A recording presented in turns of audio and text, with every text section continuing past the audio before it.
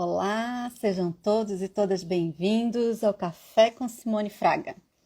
Eu sou autora e editora da Qualis, e esse é um programa que acontece todas as segundas, quartas e sextas às 10 horas da manhã. Nessa temporada, eu converso com a minha audiência, respondo perguntas e entrevisto escritores que vivem da sua própria escrita. Sejam todos e todas bem-vindas. Vamos aguardar só uns segundinhos para que a gente possa, para que as pessoas possam ser notificadas, né? E entrarem, porque eu recebi algumas mensagens que eu estava iniciando muito rápido e aí as pessoas estavam perdendo o início do debate. Tudo bem? Bom dia. Todo mundo com cafezinho?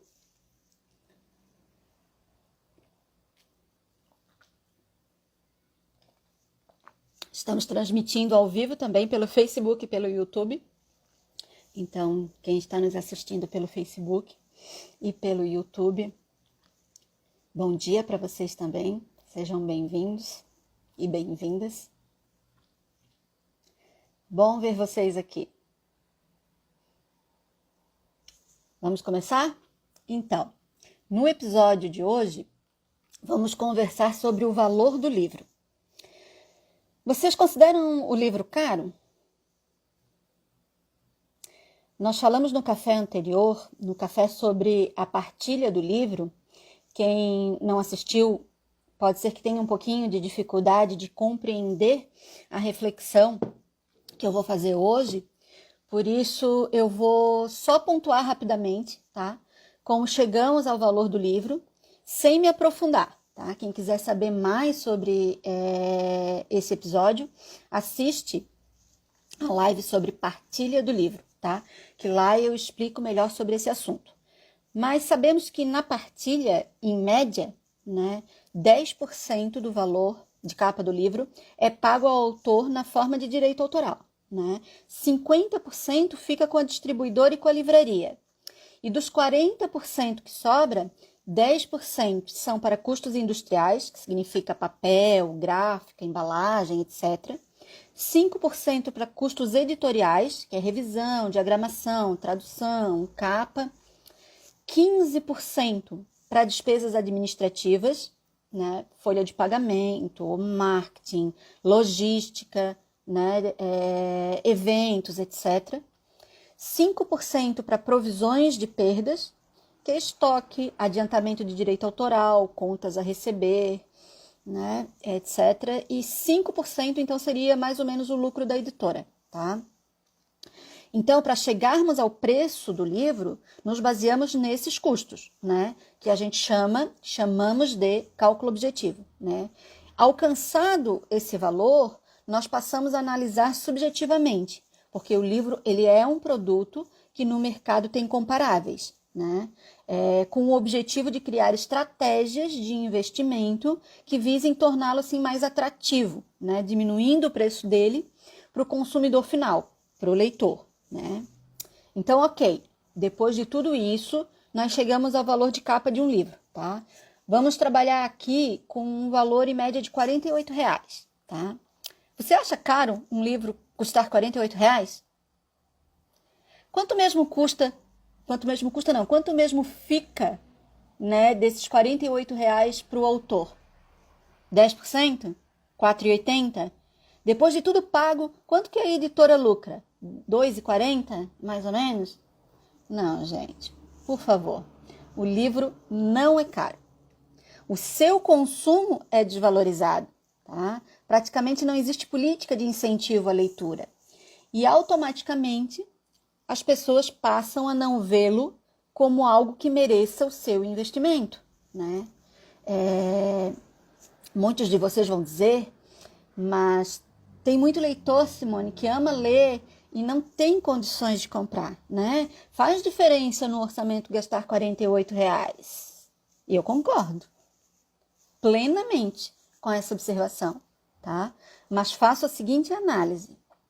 Novamente, não é o livro que é caro. Nesse caso, o problema é que, paralelo à falta de incentivo à leitura, as pessoas também ganham um pouco. E entre o pão na mesa e um livro na prateleira, o brasileiro vai optar pelo pão na mesa. E está certíssimo, concordam? Já os livros de não ficção, eles têm uma urgência diferente. Você adquire porque precisa consumir aquele conteúdo, por exigência acadêmica, profissional ou pessoal, no sentido de aprender algo que é necessário para a sua vida naquele momento, né? Então, você investe, dá um jeito e compra, né? E do que nós estamos falando aqui? De um conteúdo de valor para quem tem interesse e urgência em consumi-lo, né? Nada mais é do que isso. Então, assim, conclusão.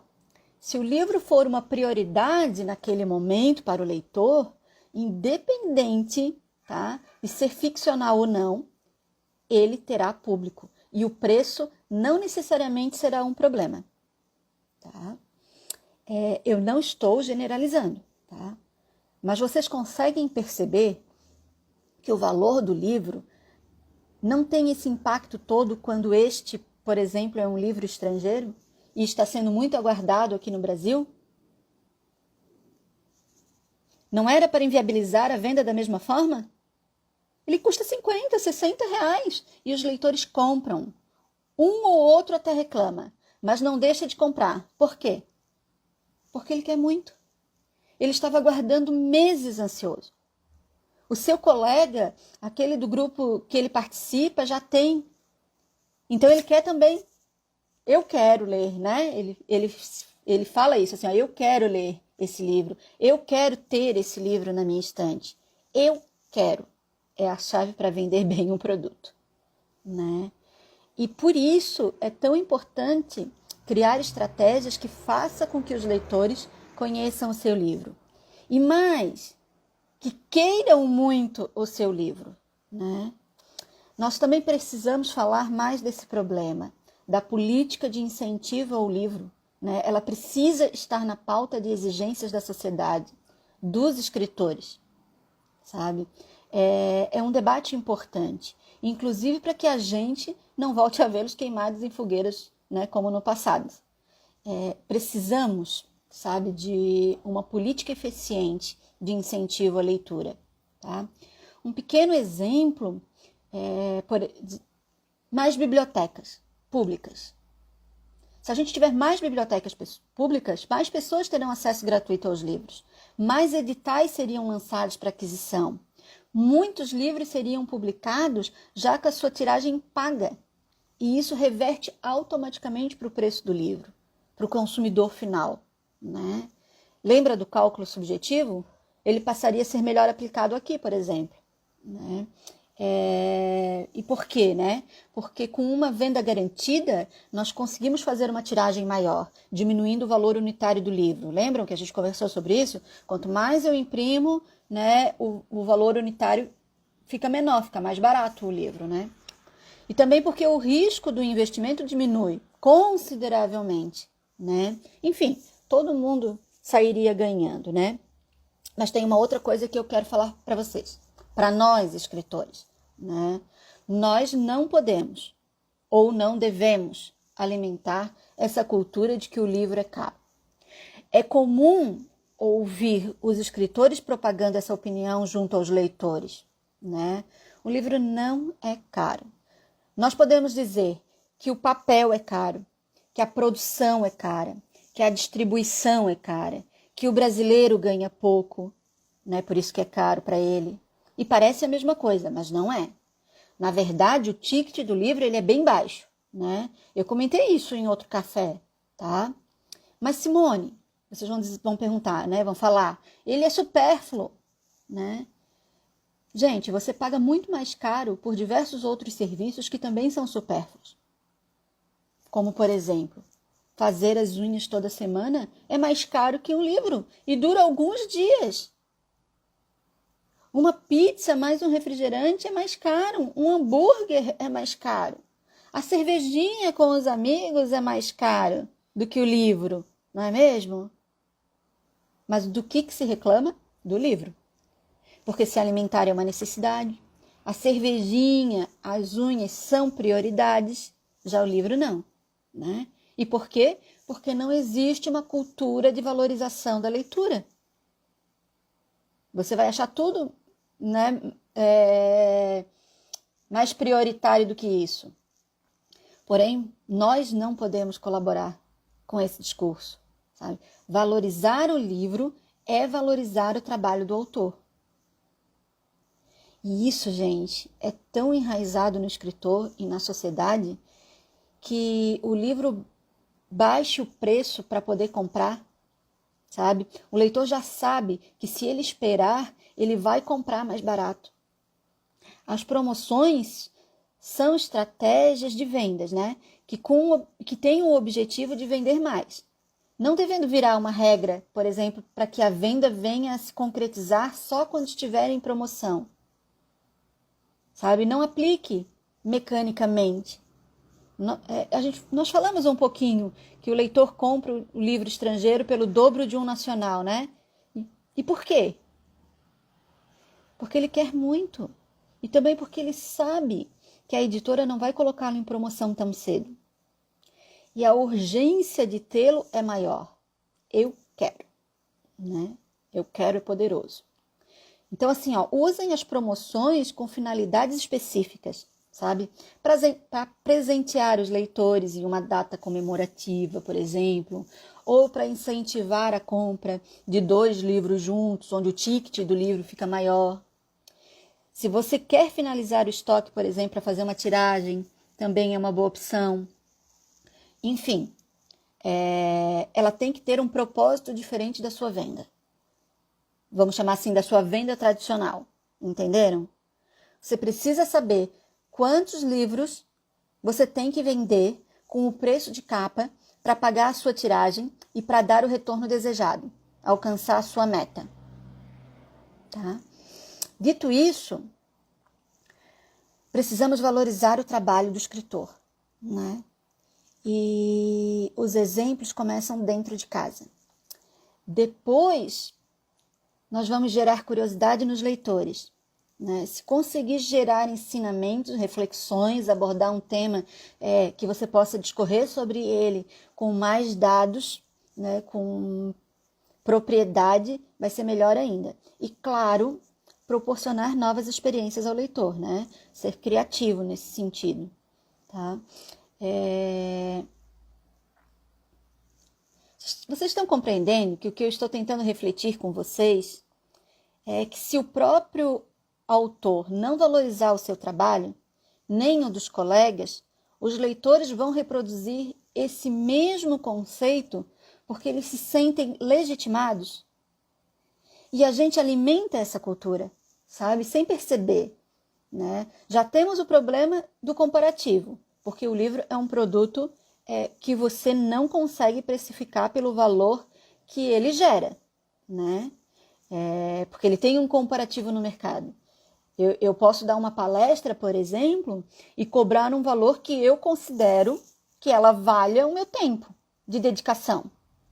Já em um livro, principalmente de ficção, se eu cobrar mais de R$ 48, que é a média, está fadado a dar prejuízo, né? Ficar estocado. Não ocorre, por exemplo, o mesmo com o livro de não ficção. Por isso eu digo que é mais fácil trabalhar as vendas dele, tá? Conseguiram entender? Fez sentido para vocês?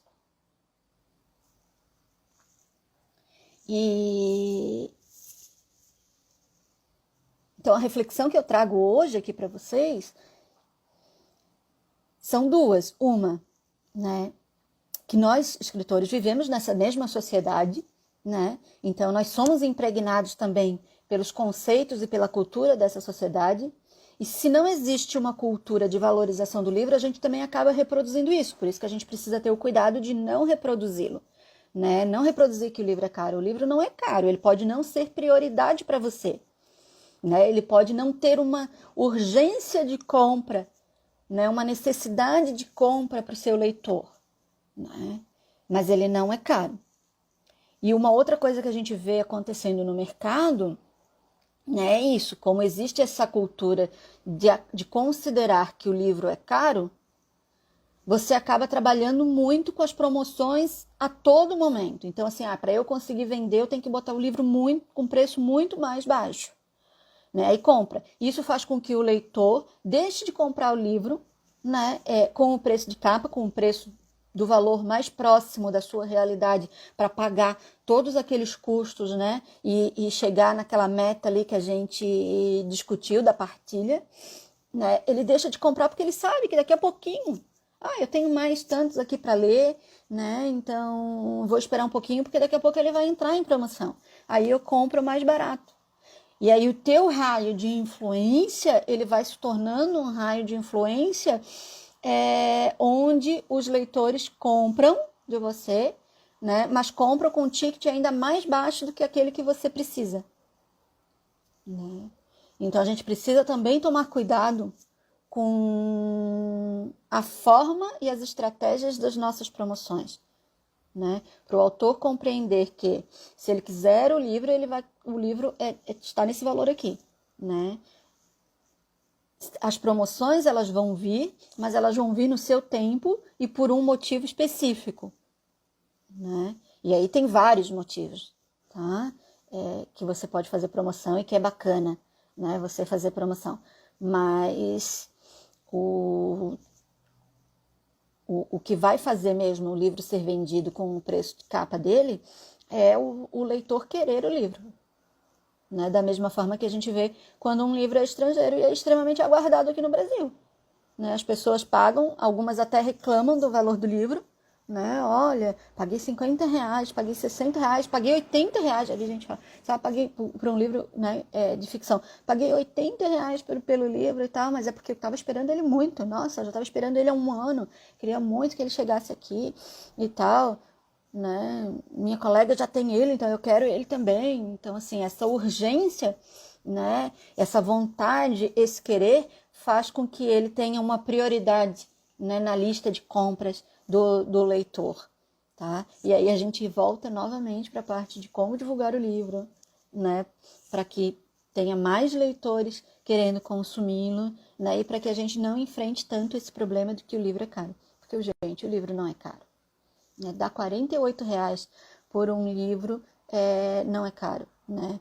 E eu faço essa comparação com as unhas, porque é uma coisa que, né, todo mundo faz, todo mundo vai no salão toda semana, né? Ela dura alguns dias, você paga o preço de um livro e você não reclama. Pode até achar caro, mas não reclama, entendeu? Volta e faz de novo na próxima semana.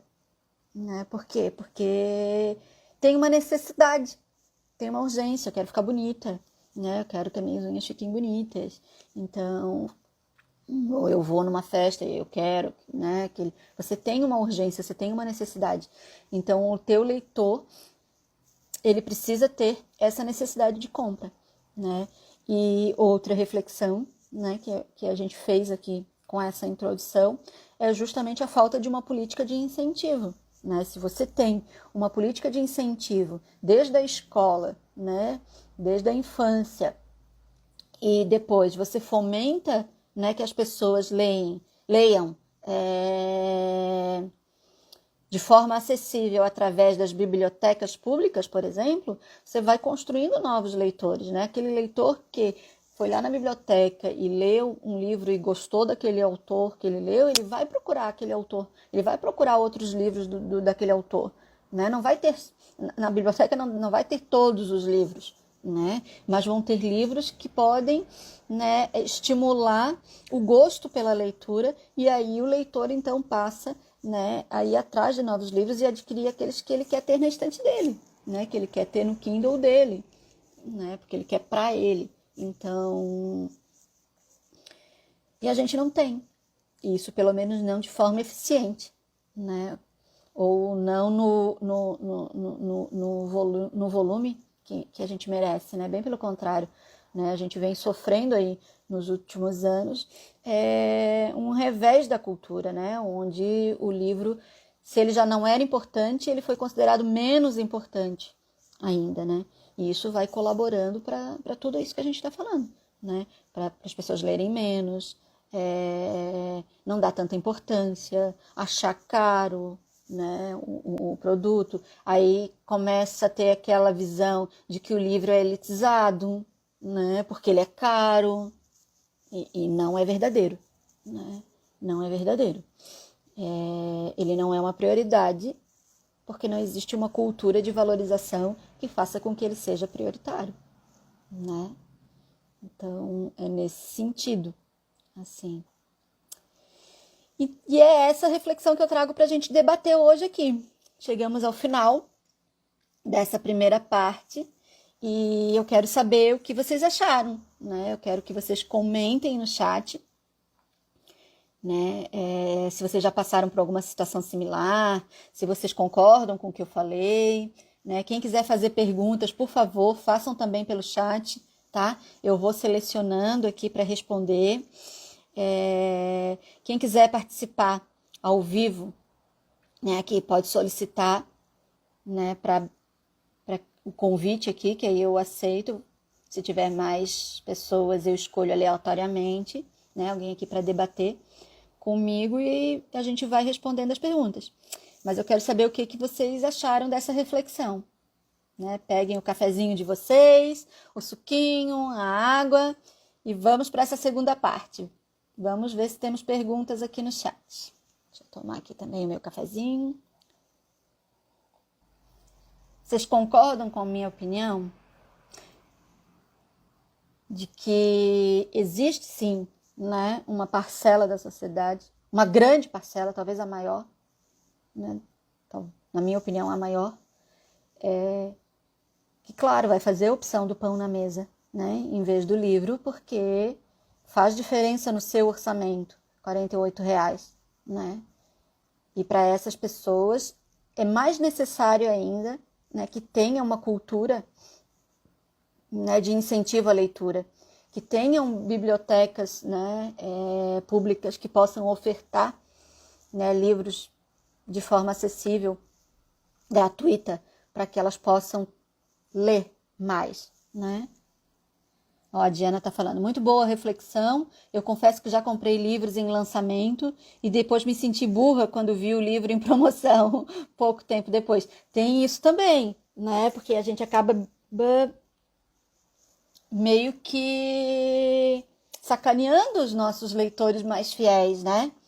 Porque a gente vai lá, abre uma pré-venda, ele fica, né, às vezes meses esperando pelo livro, né, compra no preço que é o preço ideal, né, o preço de capa para todos nós, para a editora, para o autor, né, para o produto, e aí logo depois a gente vai lá e coloca o livro bem mais barato, né?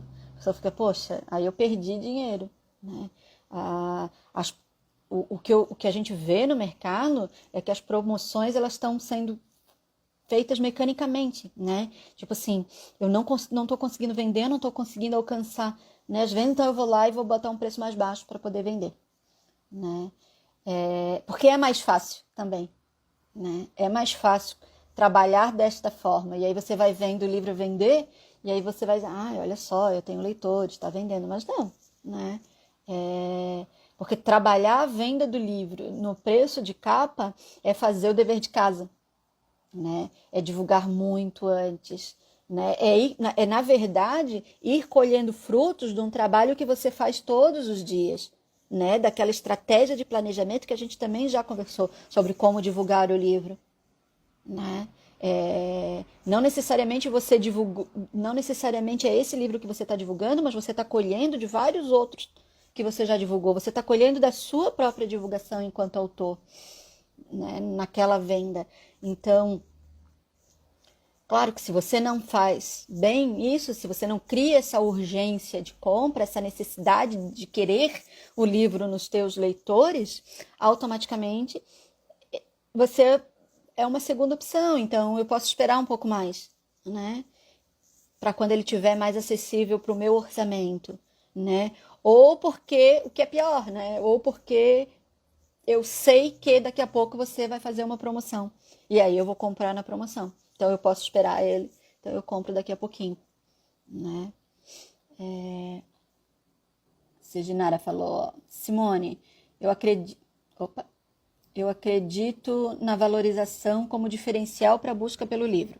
As promoções permitem uma aquisição maior, mas sempre considerei o livro um investimento. É porque você tem já uma outra visão, né? Você entrou no mercado, você é escritor, você está vendo, você está buscando aprender, né?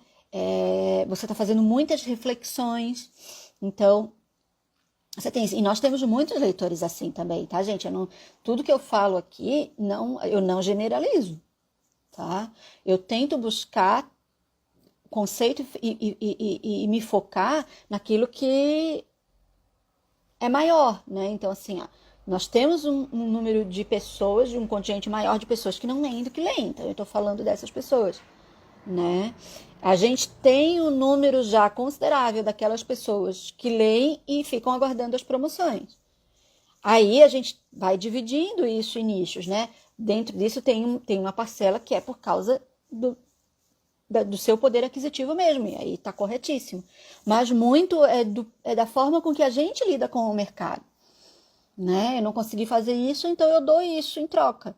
E ao dar isso em troca, tem ônus e tem bônus, né?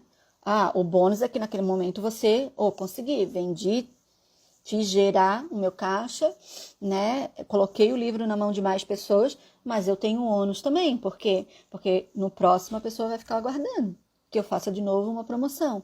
Por quê? Porque ela não tem no imaginário dela, né?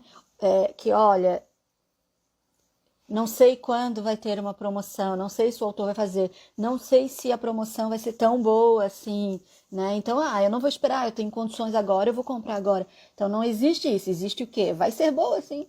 Daqui a pouco o livro vai estar lá por tanto. Lembra que eu falei? O livro tem comparáveis no mercado. E isso, quando tem comparáveis no mercado, vai fazendo com que você tenha um ticket sempre muito similar, muito baixo. É diferente, por exemplo, né? Eu posso fazer um curso, né? Eu vou fazer um curso, né? Vai sair daqui a poucos dias, um curso aqui, e eu vou botar um valor no curso que eu considero que é um valor razoável, né, para aquilo que eu estou compartilhando com os outros, porque os outros vão ganhar. E não existe comparável, né? Por quê? Porque é a experiência da Simone, é o trabalho da Simone, eu precifico dentro daquilo que eu considero que o que eu estou doando, né, de conhecimento vai fazer bem para os outros e isso tem um valor. Minha hora tem um valor, né? Eu deixo de fazer uma coisa para fazer outra, então se eu perdi quanto aqui, então eu tenho que colocar essa perda aqui. Então, assim, tem um valor, né? Já o livro não, o livro tem comparáveis, né? Eu não consigo dizer o seguinte assim, olha, eu fiquei tantos meses trabalhando nesse livro, né? A minha hora foi tanto, né? Então, eu deixei de ganhar tanto, então ele precisa custar tanto porque esse é o valor do meu trabalho. Também tem a questão, a Carol está falando, também tem a questão dos autores nacionais serem ainda muito desvalorizados. É porque, novamente, a gente volta a falar de cultura, né? A nossa cultura de leitura ainda é muito internacionalizada, né? O que a gente vê chegando no mercado de sucesso são os livros internacionais. Então, automaticamente, se as pessoas consomem mais livros internacionais do que nacionais, elas acabam valorizando muito mais os internacionais e você sente a desvalorização nos nacionais. Já tivemos mais longe, né? Quando eu comecei, era terra arrasada, né? Mas hoje já melhorou bastante, né? Hoje o autor sozinho consegue, né, publicar o seu livro, colocar ele no mercado. Hoje nós temos as redes sociais, né? Porque antes o autor, com um poder de aquisitivo, até tinha condições de produzir o seu livro, mas não tinha onde vender o livro, né? Não tinha para quem oferecer o livro, né? Então, assim, mudou muita coisa, mas precisa mudar mais, né? Precisa mudar mais. Eu acho que a gente precisa estar em evolução sempre, né? Então, a gente precisa mudar mais, a gente precisa se perceber o que está também, né, impregnado na gente enquanto escritor e a gente propaga, entendeu isso? Para que a gente possa sair da onde a gente está e avançar um pouco mais, né?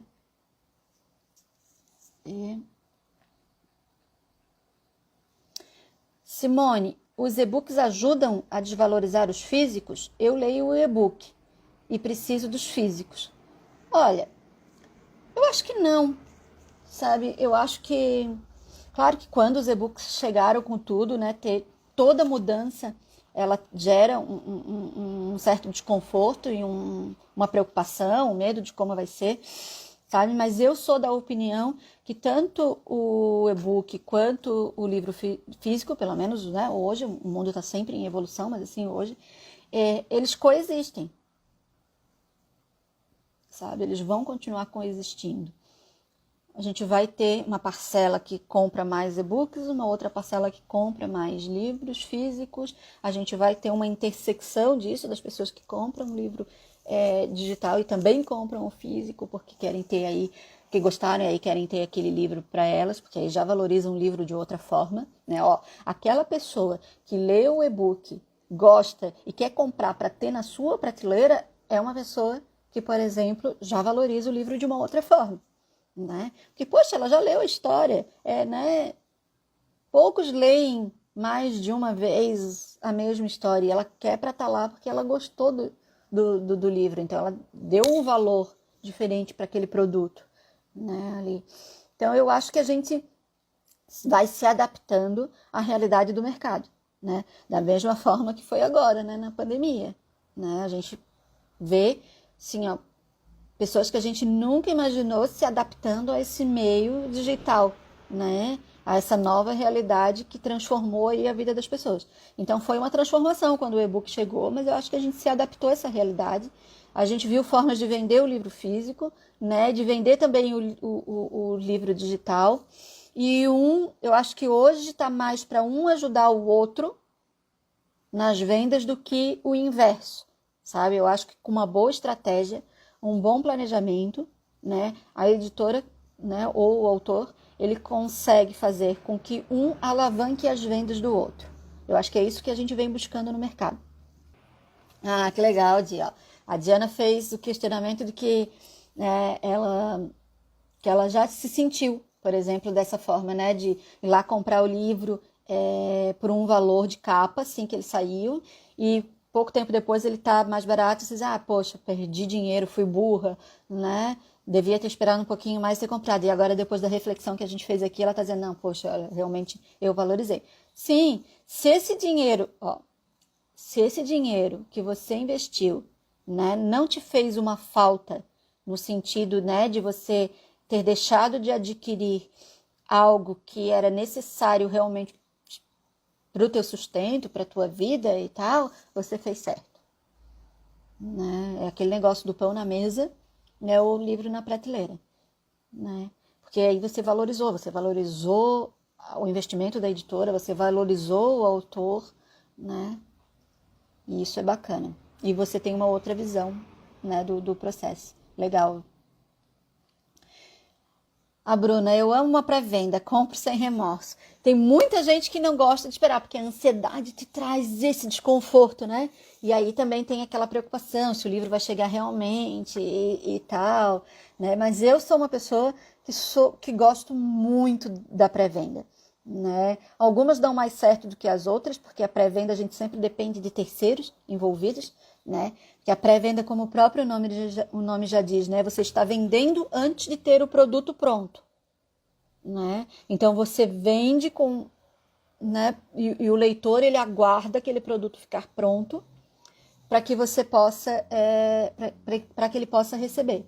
E aí essa caminhada do produto, né? Da confecção do produto nesse período da pré-venda, você depende de vários fatores, né, de terceiros. Então, às vezes ocorre que você não consegue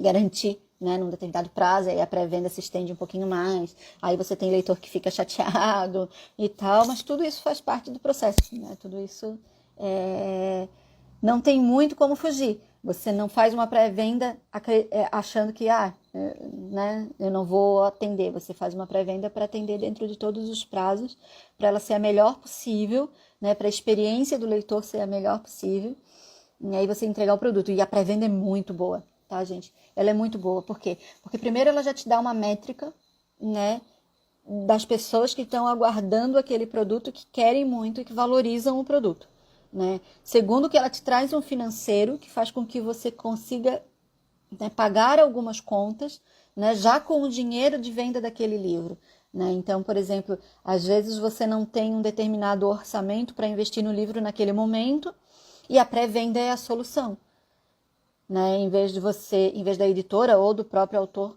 né, esperar 3, 4 meses até ter um investimento para poder publicar aquele livro, ele consegue publicar, né? Se o livro tem um potencial de venda boa, ele consegue publicar, porque ele já vai ter uma receita, que essa receita, né, vai dar o caixa necessário para que ele consiga antecipar essa publicação, né?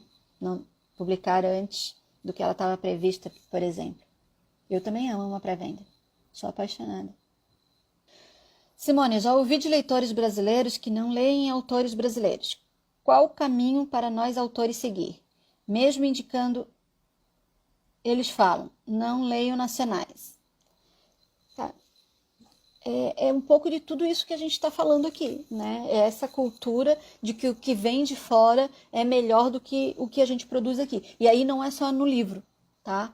O brasileiro tem essa cultura impregnada, né? Para tudo, assim, o que é feito lá fora, né, é melhor do que o que é feito aqui, né? Se lá fora alguém faz algo, é elogiado. Às vezes a gente vê uma pessoa fazendo a mesma coisa aqui e sendo criticado, entendeu? A gente tem isso impregnado, então não é algo que a gente vai conseguir mudar do dia para a noite. É algo que as nossas atitudes vão fazendo com que essa cultura mude. Quando a gente está aqui, por exemplo, nesse momento, às 10 horas da manhã, falando sobre, né, valorização do livro, é uma forma da gente ir mudando isso, né? Quando você divulga o seu livro, né, e mostra o quanto ele é importante, né, para o teu leitor, vai influenciando as pessoas a pensarem, né, e a mudar esse conceito. Quando várias pessoas estão falando que aquele livro é bom e cai, né, nos ouvidos desse leitor que diz que não leia o livro, ele opa, será mesmo? Né? E quem sabe isso não seja uma forma de mudar a opinião dele, né? De influenciá-lo a ele dar uma oportunidade, né? Ao livro nacional. Então, assim, é um trabalho de formiguinha, né? Mas olha só, quer ver como é complicado, como as coisas às vezes não estão no nosso horizonte? A gente fica falando de conteúdo, né, que a gente precisa produzir, nós escritores precisamos produzir conteúdo o tempo inteiro, e é difícil fazer conteúdo. Olha só quanto conteúdo pode ser produzido, né, pelos escritores para os seus leitores com esse tema de valorizar o livro. E isso gera automaticamente, entendeu? Benefícios para o próprio autor. Né? Porque você está falando e que a gente quase não vê, né? Fazendo. Você vê divulgando muito o teu livro, mas você não vê os autores plantando para colher daqui a pouquinho na próxima venda. E esse é um conteúdo bacana, ó.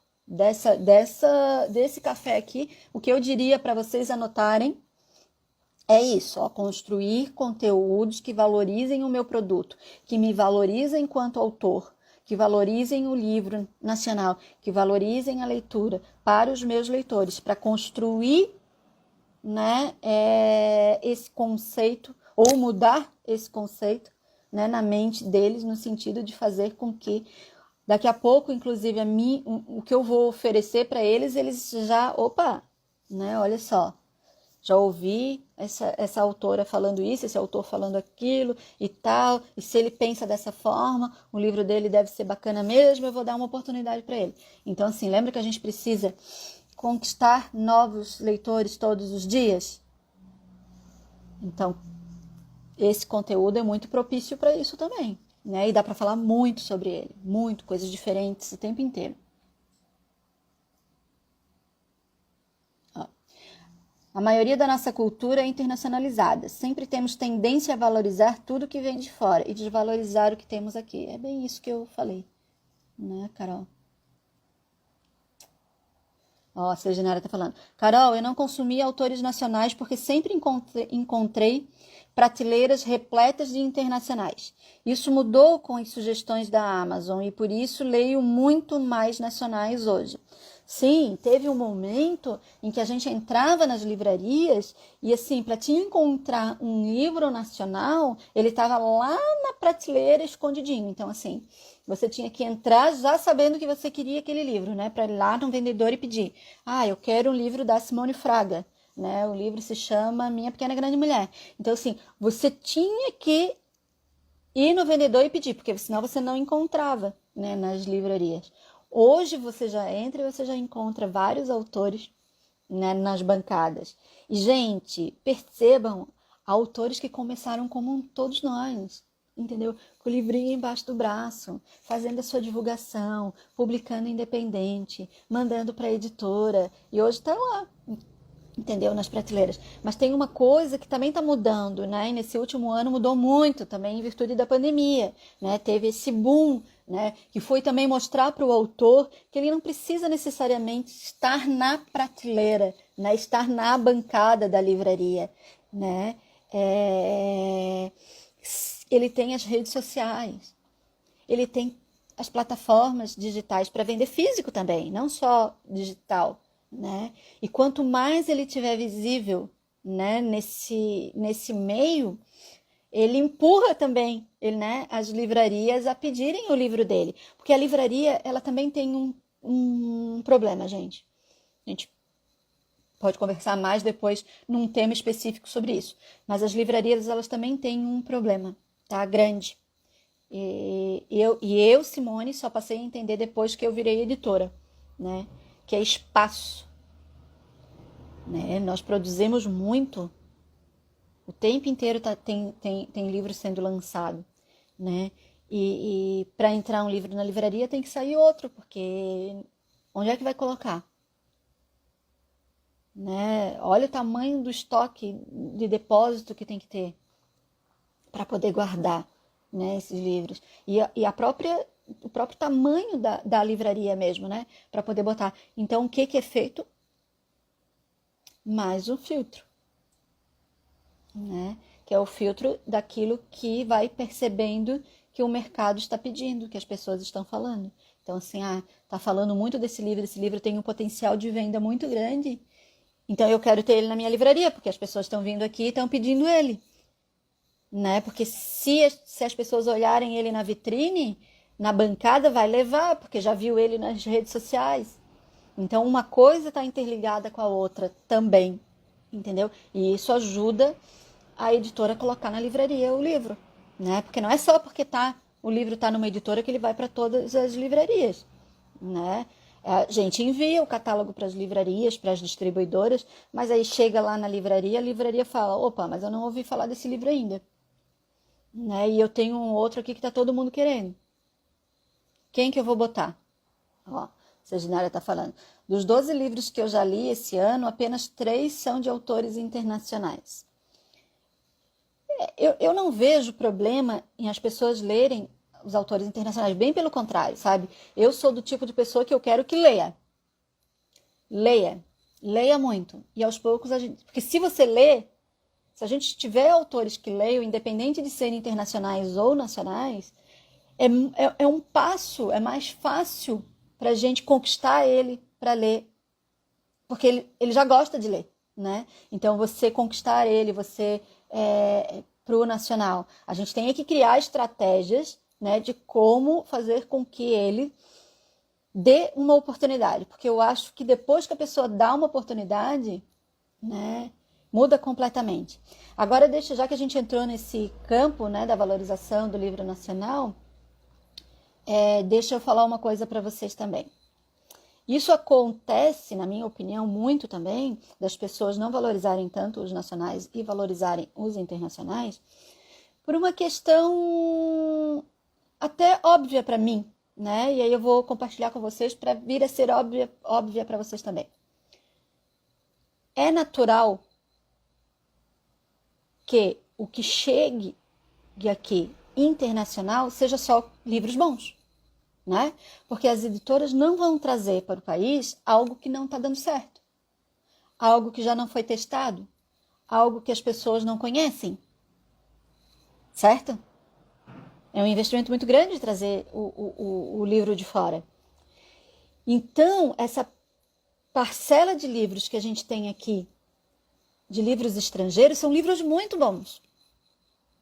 Então, quando o leitor pega esse livro, se ele gosta daquele gênero, ele vai gostar daquele livro. Vai ser raro o livro que ele não vai gostar, né? Porque já tem um trabalho feito para ele, porque ele já deu certo, porque as pessoas já estão esperando, né? Porque já foi filtrado e está sendo posto aqui dentro no mercado só o que realmente é bom.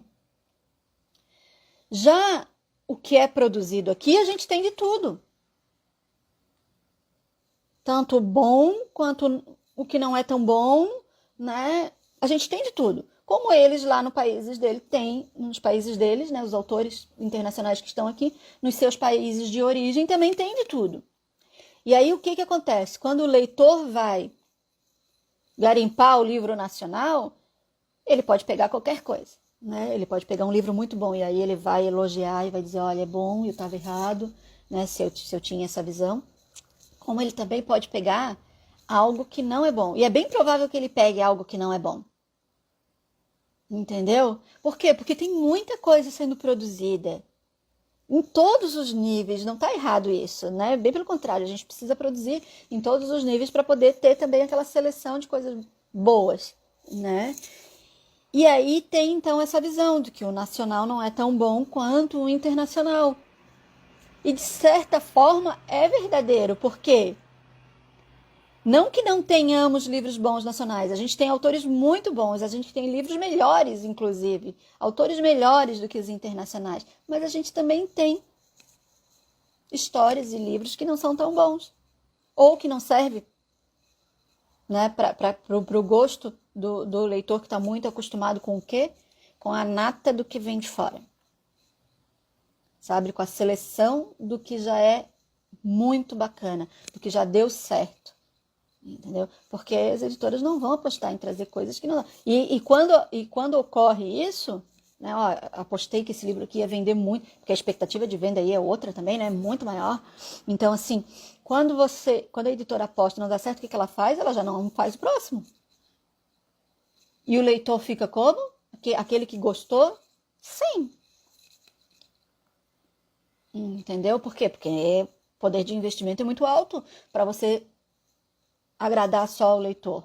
Eu já tive casos, eu vou publicar, né? O livro não está vendendo, mas eu vou publicar porque é mais de um e porque eu tenho leitores que estão esperando por aquele livro, independente do número deles. E aí eu quero ser uma editora com responsabilidade. Se eu disse que eu ia publicar, né, a série toda, eu vou publicar a série toda. Né? Lógico, já não mais dentro daquele tempo que eu previa antes, porque eu achava que ele ia vender, né? Dentro de um tempo que é saudável para a editora, mas eu vou publicar, mas já não faria isso com livro estrangeiro, por quê? Porque o investimento é muito maior, né, para trazer o livro estrangeiro. Então, se eu não vendeu dentro das métricas, tá fora, segue o barco, né? Mas tenham isso em mente, sabe? Porque até para poder, né, argumentar quando vocês ouvirem isso. Por que o leitor acha que os livros internacionais são melhores do que os nacionais? Não é porque a gente não tenha livros bons aqui ou porque a gente não tenha autores bons aqui. É porque o que vem de fora já está muito filtrado, já está muito selecionado. Não chega aqui a produção do dia a dia dos países de origem. Chega aqui só o que já vendeu muito. A pré-venda costuma vir com um diferencial, atraindo ainda mais o leitor que já cobiça aquela aquisição. Sim, se você... Olha, quando forem fazer uma pré-venda, pensem na pré-venda antes. sabe? Eu tô mudando toda a lógica das pré-vendas agora aqui, na editora, né? Vocês vão ver algumas mudanças bacanas aqui quando a gente tiver as próximas pré-vendas. Porque a pré-venda é uma estratégia que, se você planejar bem ela, entendeu? Ela vai te dar um resultado muito bacana. Muito bacana. Ó, o que me entristece muito é ouvir da boca de leitor que nós, autores nacionais, estamos copiando os autores internacionais. E não é verdade. Olha, Bruna, tem coisas que a gente escuta e assimila e tem coisas que a gente escuta e ignora. Entendeu? Essa é uma das coisas que não deve ser absorvida pelos escritores, né? Você escuta, se o chapéu serviu, você vê se, né, o que você faz aí para mudar. Se não serviu, ignora, entendeu? Ignora e segue o barco. Sabe como é que você pode fazer para responder? Criando conteúdo de valor, né? Falando sobre o assunto, não para essa pessoa que te disse isso, não é uma resposta para a pessoa, entendeu? Mas criando conteúdos estratégicos, com uma visão, com um objetivo, que lá na frente você vai ouvir menos disso. Sim, Sedinara, acredito que os e-books ajudam muito na divulgação de livros nacionais. Eu mesmo confesso que não conhecia muitos autores nacionais.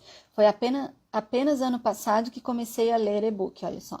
Às vezes né? Às vezes é uma estratégia, tipo assim, para aquele leitor, né, que tem né, não, eu só leio internacional, eu não acho que os nacionais são bons. Talvez a forma dele dar uma oportunidade é comprar um e-book, porque ele é mais acessível, né? O preço dele é um pouco mais acessível do que o livro impresso, né?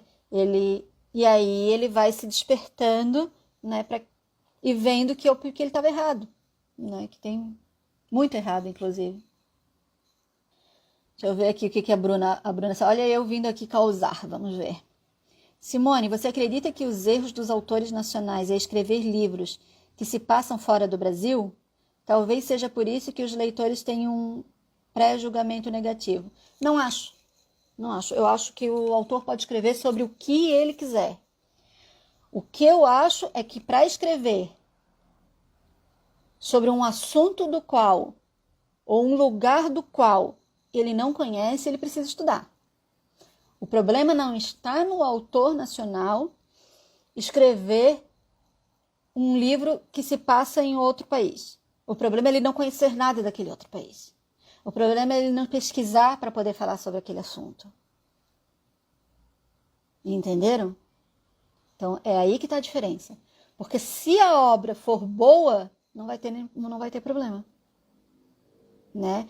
Mas quando que você identifica que é autor nacional escrevendo sobre outro país? Quando o leitor começa a pegar nuances de que isso não existe, a pesquisa não foi feita pesquisa, não é aprofundado, sabe? Assim, ele não citou isso porque, na verdade, ele ficou com preguiça de ir lá pesquisar e aí, para não falar besteira, não botou.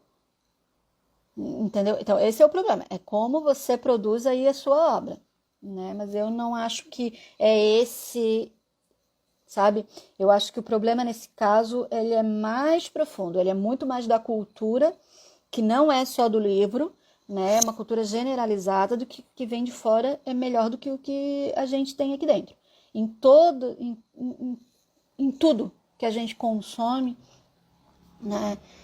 Existe um pouco disso, sabe?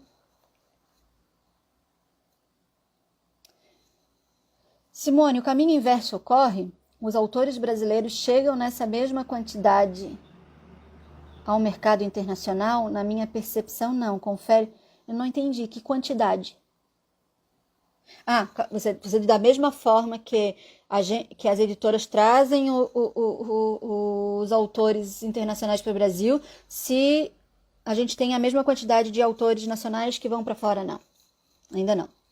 São poucos os autores, né, do Brasil publicando lá fora. Tá? E isso é também porque a gente não tem uma cultura, né? O autor tem que dar... Vejam, olha o que eu falei. Não é só isso, tá? Não é só isso. Eu tô fazendo aqui uma reflexão bem superficial, né? Só pra gente abrir essas discussões e vocês passarem a refletir sobre isso. Mas vejam só, eu acabei de dizer para vocês que a gente que as editoras buscam trazer lá de fora o que já é sucesso, né? O que já é, tipo, sucesso e que aqui quer muito. Se a gente não tem uma cultura de valorização do livro e do autor internamente no país, automaticamente a gente não vai ter, né, um ou outro, a gente acaba tendo, mas a gente não tem um potencial de autores que são, olha só, entendeu? Vendem muito, todo mundo está querendo esse livro e tal, a ponto de despertar o interesse lá de fora. Então, chegamos ao final de mais um Café com Simone Fraga. E o tema de hoje foi uma reflexão sobre o preço do livro. É importante que você saiba, tá, que os assuntos que discutimos aqui têm um objetivo bem claro. Eu, Simone Fraga, quero que você, escritor, aprenda a empreender, construa a sua carreira e viva da sua própria escrita. Eu aproveito para convidá-los para participarem do meu canal no Telegram. Basta vocês entrarem no aplicativo, tá? Digitarem Chega de Desculpa, tá? E pedir para participar. Por lá eu mantenho vocês informados da programação, das novidades, da Qualis Editora, inclusive, tá? E também distribuo, né, conteúdo com frequência, tá? Eu vou ficar